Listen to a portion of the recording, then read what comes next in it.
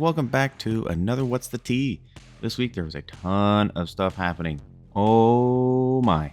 Oblivion Remaster and Expedition 33 on their own have shaken the gaming landscape up quite a bit. People are freaking out about it. So I figure let's break these two things down, see why people are freaking out, and why these two games mean so darn much to so many people. Let's get into it. So first, let's talk about the game changer, which is Clair Obscur Expedition 33. From the start, this game was shown off at the Xbox event a while back. Can't remember which one that was, forgive me. But this was shown alongside Doom the Dark Ages, South of Midnight, and Ninja Gaiden 4, which looks pretty darn good. But this one stuck out to me among the rest. Not because it was my most look forward to. That's definitely going to be Doom the Dark Ages or Ninja Gaiden, because the classics. But Expedition 33 had this thing about it. It had that X factor, I felt. It looked good. It had an independent developer. They all seemed very confident. And the art style and mood of it just oozed atmosphere. So I was really curious about this one and followed it as more and more came out.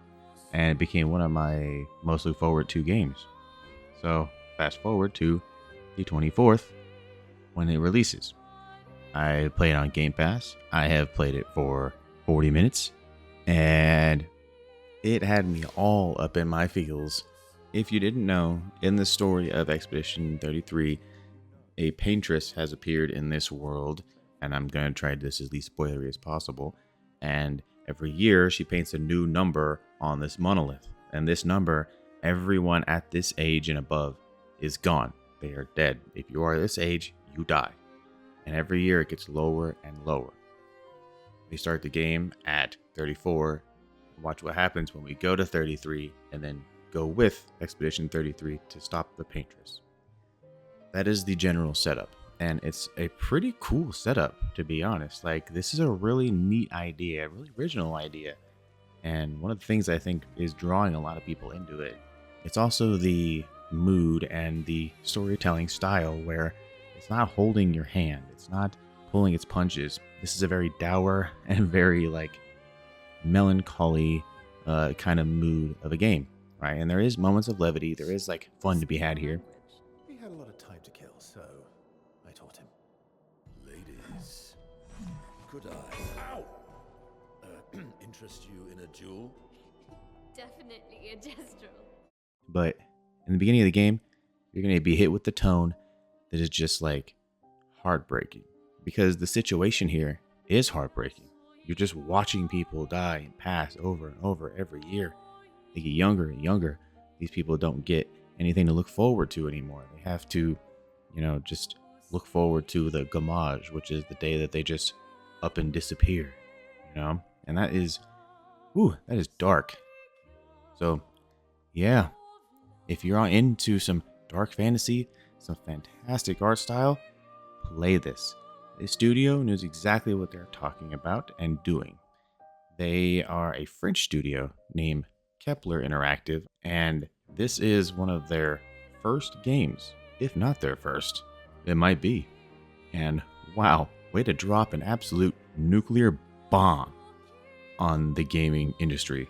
And did you guys know that this game was made by former Ubisoft employees? That is wild. It is crazy how much Ubisoft must be strangling their developers to say, make things this way, when something this creative and this fresh comes from those same people the moment they are free from Ubisoft's clutches.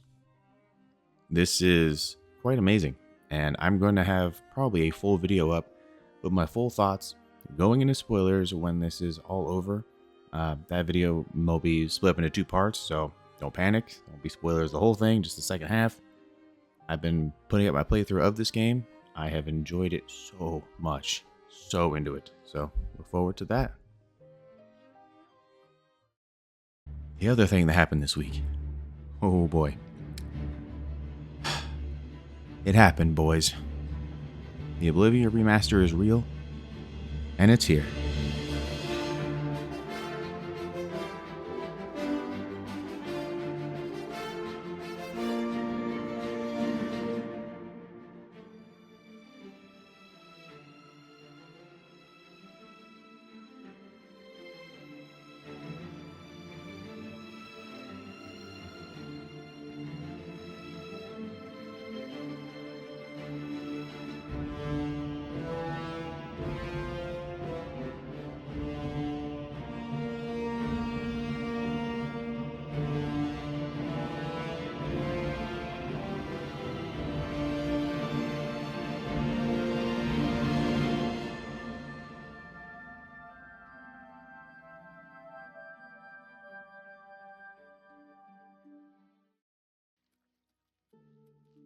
I used to play a lot of Oblivion as a kid. I was personally in the hospital for cancer treatments for an entire year. And even like before and after that, there was like a year of, getting ready and then being, let go and getting ready to leave and going through all the therapy and rehab that entails. But during that time, I lived in this game. I lived Oblivion. This game captured my imagination. It let me escape reality in a way. And even though a lot of people don't have my extreme circumstances, I feel that a lot of people do feel this way. It's a part of their childhood. It's a part of who they are almost. Oblivion is like not just a video game. It's like the video game, right? That like brought a lot of people's passion to the forefront for video games in general, for like being a part of an adventure, playing an RPG, living a role, and just the quirkiness of the game is also something that will just always stick with people. And somehow all of that has been translated to this remaster. And I thought that was impossible. I thought no matter what you do, when you remaster something, a lot of things are just going to be lost in translation because they are a product of their time. They're a product of, a different industry, a different development style. Hell, an entirely different team at this point. It's been over 20 years since that game came out. But here it is, in front of us, and real, and to be honest, running like shit. And you know what? It's all par for the course. Every single bit of it, even the bad parts of this release, are going to jive well with a lot of players because I think that's just part of their experience and what they remember. Oblivion has always been kind of a buggy bastard of a game, and a lot of that is just a lot of its charm. So many funny things will happen. This game is like slapstick comedy perfected, right? Dang near anything can happen in this game and just make you bust out laughing. But at the same time, a lot of us also remember being a part of a dang good story, meeting some characters that we can still name or even, you say their voice lines. We remember them like they're people. We've met them, This is one of those games that left an impression on people and certainly a huge one on me. And yeah, Skyrim came out years later in, 2011, but it is a 5 out of 5 game, 10 out of 10, whatever you want to say it. But it doesn't have that X factor that Oblivion had that made it such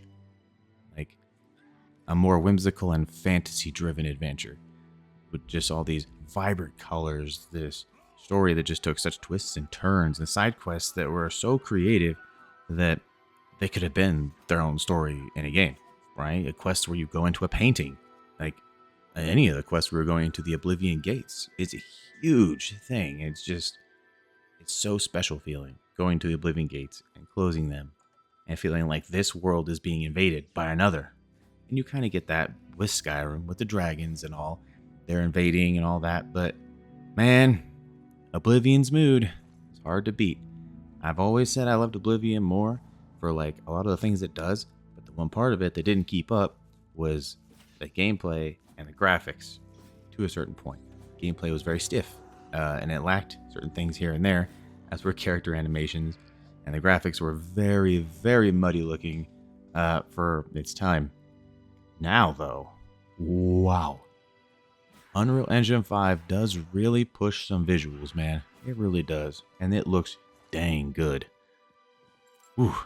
But it do run very heavy. If you are on PC, make sure you are prepared with more than 8GB card, or else you're going to have to make some major sacrifices to make this run at a acceptable frame rate. Especially since you must use upscaling to achieve a, stable frame rate, which is, another topic in itself. But other than that, which is my only problem, it's technical side and being very heavy and huge, 140GB, which, isn't too big of a deal. It's been a long time since the original release. Lots changed. So memory part, probably forgive. It was always going to be big. But hopefully they release some updates where this runs a little better in the future. But man, it's just so nice to have Oblivion back. And not even just having it back. having it so, I don't know, what's the word I'm looking for? So much more immersive, so much more real feeling, you know? I feel like if I catch myself, at night, like 11 o'clock at night, totally tired out of my mind, just playing some Oblivion again, I'm going to be transported right back to that original release, right back to those shoes. And man, what a time to be a gamer. What a time. Are you guys playing Oblivion? Are you playing Expedition 33? Let me know what you guys are up to. Did you pick up Expedition 33 over Oblivion? Did you do vice versa? Did you pick up both? Like an actual Giga Chad. Look forward to some videos on Expedition and Oblivion in the future. Until then, I needed to talk about these. Thank y'all for listening and make it to the end of this video. I hope to see you in the next one.